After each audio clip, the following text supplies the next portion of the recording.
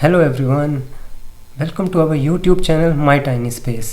So friends, आज के blog का टॉपिक है Which are the highest in demand job sectors in Germany? Means किस किस सेक्टर में किस किस प्रोफेशन में जर्मनी में हाईएस्ट जॉब्स की डिमांड है। तो फ्रेंड्स, सेक्टर्स की लिस्ट स्टार्ट करने से पहले मैं एक चीज़ बता दूं कि पिछले कुछ सालों से जर्मनी में काफ़ी ज़्यादा अपॉर्चुनिटीज़ बढ़ी हैं फॉरेनर्स को आके जर्मनी में काम करने की। इसके कई रीज़न्स हैं। One of the reasons is कि काफ़ी ज़्यादा रेगुलेशंस जो जर्मनी में पहले हुआ करती थी कि स्पेशली अगर आपको यूरोपियन यूनियन के बाहर से लोगों को रिक्रूट करना है तो काफ़ी ज़्यादा कंडीशंस फुलफ़िल करनी पड़ती थी। तो गवर्नमेंट ने यहाँ की एम्प्लॉयमेंट एजेंसीज़ ने काफ़ी ऐसी कंडीशंस को रिलैक्स किया है, तो उससे फ़ॉरेन से आने वाले लोगों के काफ़ी नंबर्स बढ़े हैं। So friends, let's start the vlog. So जब भी जॉब सेक्टर्स की बात होती है तो एज एन इंडियन हम सभी के माइंड में पहला जॉब सेक्टर कौन सा आता है, वो है आईटी। सो जर्मनी में आईटी सेक्टर में जॉब्स की डिमांड की बात करें तो जर्मनी में आईटी सेक्टर लास्ट कुछ ईयर से काफ़ी ज़्यादा पॉपुलर हो रहा है। यहाँ पे काफ़ी ज़्यादा जॉब की डिमांड्स हैं इन आईटी सेक्टर। बट ऐसा बोलना कि आईटी सेक्टर में काफ़ी ज़्यादा जॉब्स की डिमांड है काफ़ी एक तरह से ब्रॉड टर्म होगी, बिकॉज आईटी सेक्टर आपको पता होगा is very very wide sector, काफ़ी ब्रॉड सेक्टर है। इसके अंदर काफ़ी सब सेक्टर्स आते हैं। तो आज हम आईटी सेक्टर के अंदर उन्हीं सब सेक्टर्स के बारे में बताएंगे जिसमें रिसेंटली काफ़ी ज़्यादा डिमांड बढ़ी है। सो आईटी सेक्टर में पहली जॉब की टाइप की बात करें तो है आईटी कंसल्टिंग। सो अगर आप किसी रिसेंट सर्वे में देखें, जर्मनी में कुछ रिसेंट सर्वेस हुए हैं जिसमें आईटी कंसल्टिंग की average salary 75,000 euro per year बताई गई है।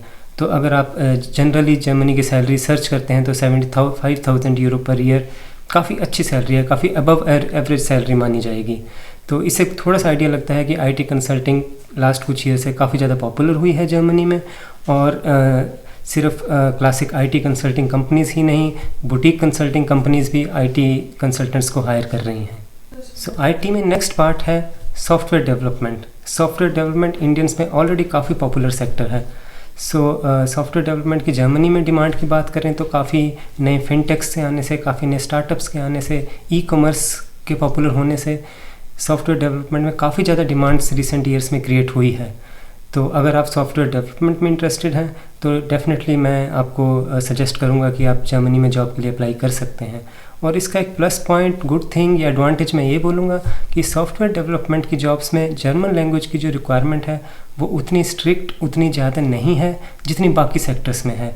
सो अगर आपकी जर्मन लैंग्वेज इस लेवल की नहीं है लेकिन आप सॉफ्टवेयर डेवलपमेंट फील्ड को बिलोंग करते हैं, तब भी इट्स अ गुड चांस कि आप जर्मनी में जॉब लैंड कर सकते हैं। नेक्स्ट आईटी सेक्टर में इन डिमांड जॉब्स हैं डेटा साइंस की। सो डेटा साइंस अगर आप 2020 के रिसेंट सर्वेस देखें तो data science hottest trending jobs में वर्ल्ड वाइड नंबर 1 था। सिर्फ जर्मनी में ही नहीं, world wide it was number 1। So data science के अंडर आते हैं जैसे आपके बिजनेस इंटेलिजेंस के जॉब्स हुए, मशीन लर्निंग के जॉब्स हुए, स्टैटिस्टिक्स के जॉब्स हुए, या अगर आपको कुछ ऐसी लैंग्वेजेस आती हैं, स्टैटिस्टिकल टूल्स आते हैं जैसे आर, पाइथन, तो आप डेटा साइंस के एरिया में जॉब अप्लाई कर सकते हैं। तो like other parts of the world Germany में भी डेटा साइंस की रिक्वायरमेंट्स पिछले कुछ सालों में काफ़ी बढ़ी हैं और ऐसी उम्मीद है कि अगले कुछ सालों में भी, नेक्स्ट 5 to 10 ईयर्स में भी data science would be one of the hottest in demand sectors in Germany. जब भी जर्मनी की बात होती है तो एक सेक्टर सभी के माइंड में आता है, वो है ऑटोमोटिव सेक्टर। तो ऑटोमोटिव सेक्टर में जर्मनी का वर्ल्ड वाइड काफ़ी बड़ा नाम है। काफ़ी बड़ी automotive companies like Volkswagen, BMW, Daimler Mercedes Germany को बिलोंग करती हैं। जर्मनी का ऑटोमोटिव्स में आउटपुट बहुत ज़्यादा है। एक एग्जांपल की बात करें तो 2019 में यूके, फ्रांस और इटली, इन सब को टोटल करके जितनी कार्स प्रोड्यूस हुई थी, अकेले जर्मनी में उन सब के टोटल से ज़्यादा कार्स प्रोड्यूस हुई थी। तो इससे आइडिया लगता है कि ऑटोमोटिव सेक्टर में कितनी ज़्यादा स्किल पावर, मैन पावर की रिक्वायरमेंट होगी। सो क्योंकि ऑटोमोटिव सेक्टर जर्मनी में इतना बड़ा है, इतना ह्यूज है, सो वो काफ़ी जॉब्स को क्रिएट करता है। हर साल काफ़ी स्किल्ड मैन पावर की रिक्वायरमेंट ऑटोमोटिव सेक्टर में रहती है। और क्योंकि आपने शायद कहीं पढ़ा होगा कि जर्मनी की पॉपुलेशन एजिंग है, तो स्पेसिफिकली ऑटोमोटिव सेक्टर को इसका इफ़ेक्ट हो रहा है। तो नेक्स्ट कुछ ईयर्स में एक्सपेक्टेड है कि जर्मनी में काफ़ी ज़्यादा अपॉर्चुनिटीज़ ऑटोमोटिव सेक्टर्स में क्रिएट होंगी। ये अपॉर्चुनिटीज़ कई तरह की हो सकती हैं, for example mechanical engineers, electrical engineers, test automation या मैकेनिक्स। सो कई तरह की अपॉर्चुनिटीज़ ऑटोमोटिव सेक्टर्स में आ सकती हैं। तो अगर आप ऑटोमोटिव सेक्टर को बिलोंग करते हैं या मैकेनिकल इंजीनियरिंग, इलेक्ट्रिकल इंजीनियरिंग ऐसी किसी फील्ड को बिलोंग करते हैं बट आपका इंटरेस्ट ऑटोमोटिव्स में है, तो डेफिनेटली जर्मनी में आने का आपका एक काफ़ी अच्छा चांस रहेगा। सो नेक्स्ट जॉब सेक्टर जो काफ़ी पॉपुलर हो रहा है जर्मनी में, and also this is close to me, is finance.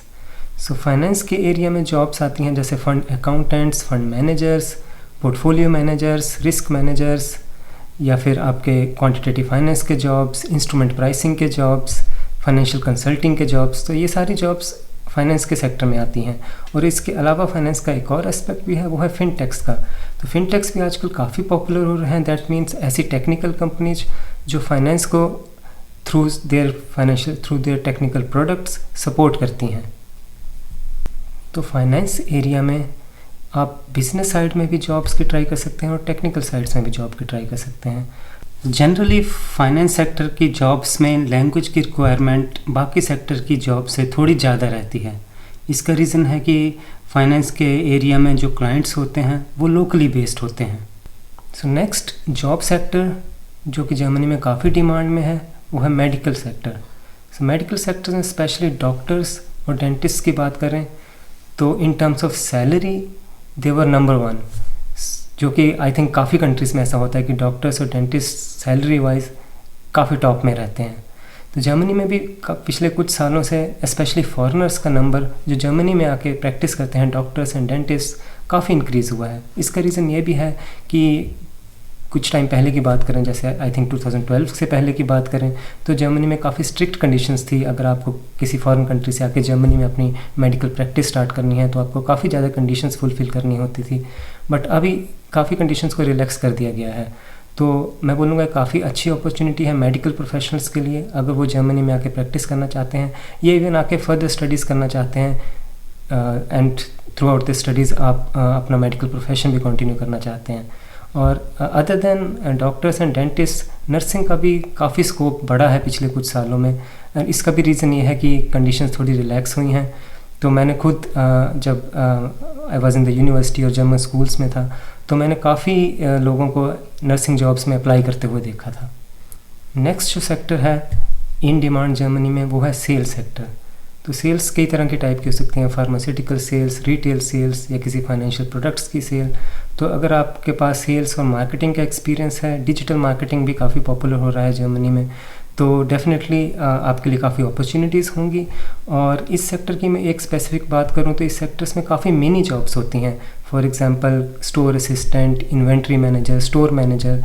So may be ये आपका टारगेट जॉब ना हो जिसके लिए आप जर्मनी में आए हैं, लेकिन रिटेल सेक्टर की जो जॉब्स हैं, सेल्स सेक्टर की जो जॉब्स हैं वो आपको सपोर्ट कर सकती हैं through for your survival in Germany. जिस टाइम आप जर्मनी में अपना जॉब सेटअप कर रहे हैं, जॉब सर्च कर रहे हैं या अपना कोई बिज़नेस सेटअप कर रहे हैं, तो उस दौरान उस थ्रू आउट दैट टाइम ये मिनी जॉब्स आपकी हेल्प कर सकते हैं। और रिटेल सेक्टर में काफ़ी ज़्यादा मिनी जॉब्स अवेलेबल होती हैं।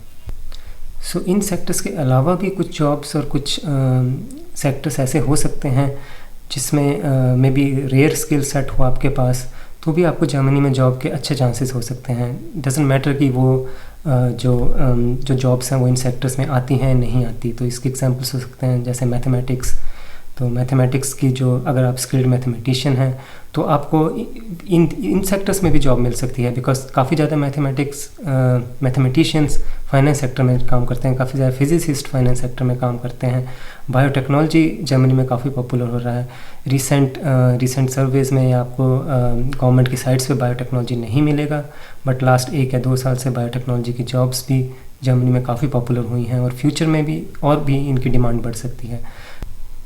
तो मेरे कहने का मतलब ये था कि इन सेक्टर्स के अलावा भी जॉब अपॉर्चुनिटीज़ हो सकती हैं। सो फ्रेंड्स, आज के इस ब्लॉग में हमने कवर किए top 5 sectors which are in highest demand in Germany. So इससे आपको थोड़ा आइडिया लगेगा कि कौन कौन सी जॉब्स, कौन कौन से सेक्टर्स में जर्मनी में ज़्यादा अपॉर्चुनिटीज़ हैं। बट अगर इनमें से किसी एक सेक्टर के बारे में आप डिटेल में जानना चाहते हैं तो प्लीज़ आप कमेंट सेक्शन में लिख सकते हैं। तो जितना मुझे नॉलेज है मैं आपको रिप्लाई करूँगा, अदरवाइज़ मैं रिसर्च करके आपको एक नई वीडियो में बता सकता हूँ या कमेंट सेक्शन में रिप्लाई कर सकता हूँ। सो आई होप कि आपको आज का ये ब्लॉग पसंद आया होगा। So please subscribe our channel and share the video as much as possible. Thank you for watching.